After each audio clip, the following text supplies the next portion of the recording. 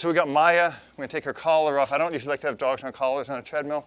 She's on a really strong harness that'll let her pull, not a no-pull harness. Hop up. And here, now I'm going to have to raise this a little bit. But you're going to see that all she wants to do is be on this treadmill. And you're going to see how much she loves it in about 1 second.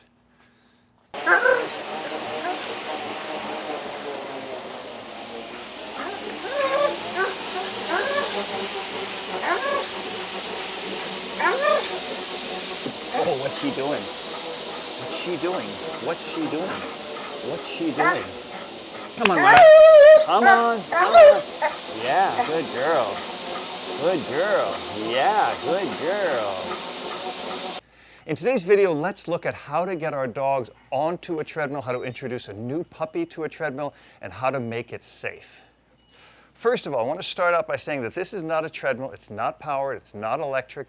The dog completely controls the pace and the actual actuation of the treadmill. So the dog can go at any pace they want, super slow or super fast, and they can stop whenever they want. In other words, when they stop running, like right now, Maya is not running, the mill is not moving. There's a big difference between this and a human electric powered treadmill, which can cause some serious damage to your dog, especially if they're nervous or they want to get off of it. This here, she is locked into it. She's completely safe, but she cannot get off of it. She can't go sideways. So let's look at a couple features that I like about the treadmill. One, the mill is completely enclosed, so there's nowhere on the side that her paws, the pads of her paws or her nails can get caught underneath the belt or the mill and cause any damage whatsoever. Two, each slat is cushioned and hard rubber, so it gives some cushioning but also some stability. The mill is enclosed on the side, which means the dog can't accidentally step off and strangle themselves, which is really, really critical. Another feature, it has this stable arm which locks the dog into an extremely safe position.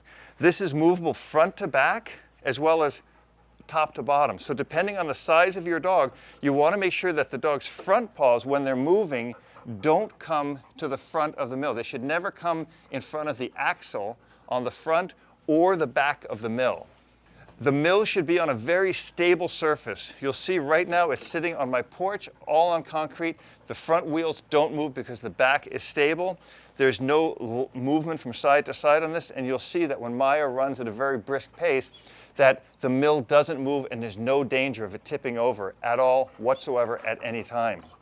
You want to use the brake on the mill to control the dog when the dog starts and when the dog stops. So right now the brake is locked, so she can't move the mill no matter what, and the brake pad is replaceable here.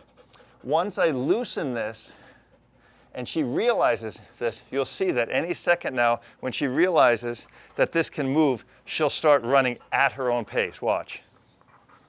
Maya.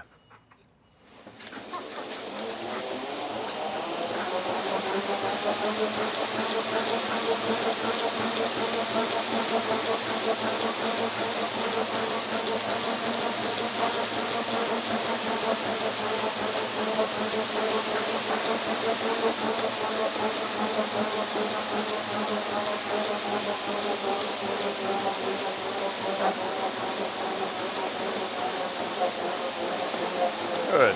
Easy. So when I step into her, I can say easy, I can take control of the harness, and then I can lock the brake, and now she can't go anywhere. That's the way I'm going to get her in and out of the mill each and every time. I'm never, ever going to put her on this mill with the brake unlocked.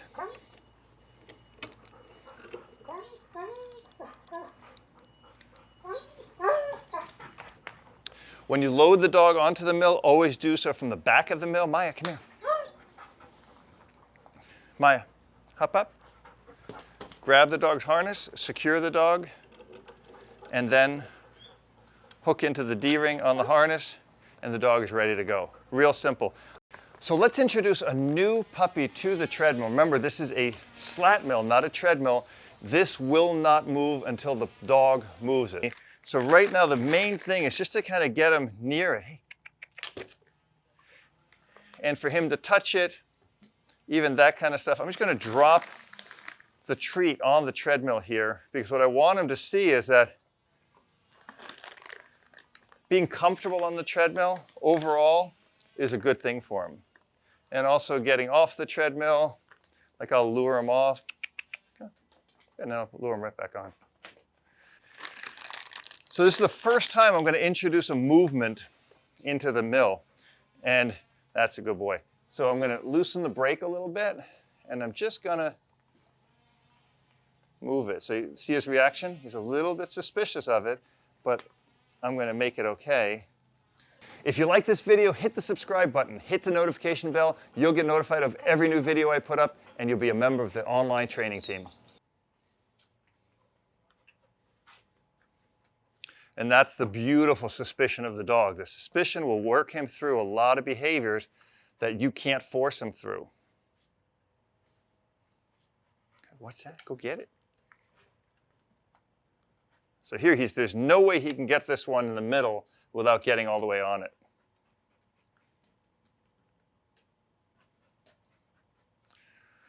And all I want him to do is work through it, because he's already been on it, but the suspicion is because it started moving. And I'll be patient with him for a little bit, but if he kind of really gives up on it, then I'll put him on it, because I know here it's locked and it's not going to spook him out. Go get it. Come on. Let's go. Come on. Come on. Come on, Zig. Atta boy. Atta boy. Atta boy. You can do it. Hop up. Hop up. Come on.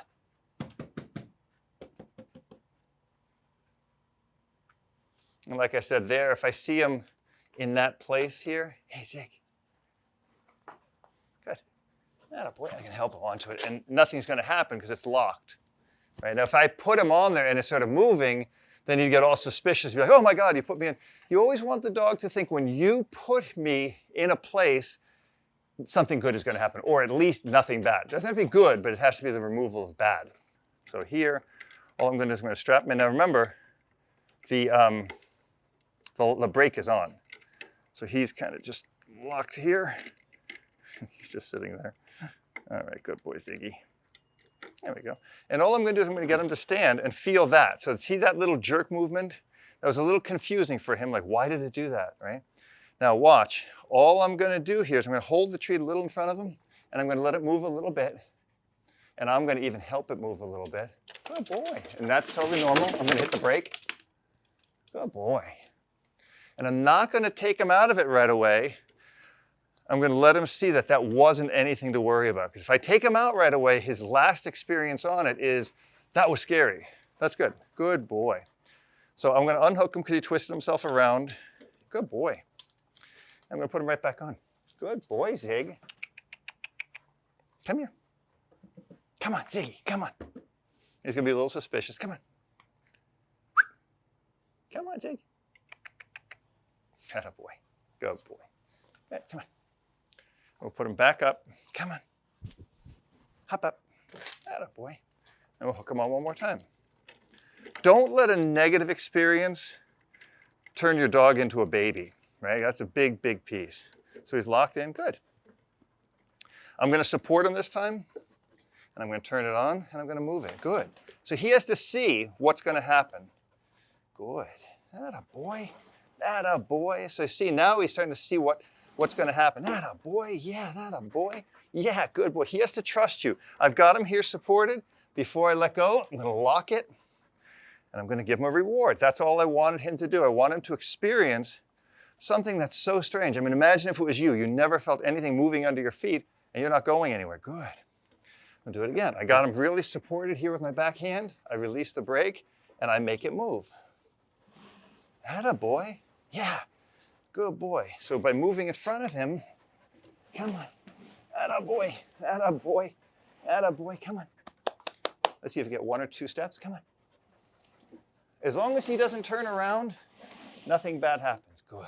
If you want to see the rest of this video, head on over to robertcabral.com where you'll see the rest of this video as well as hundreds of others. I'll see you there.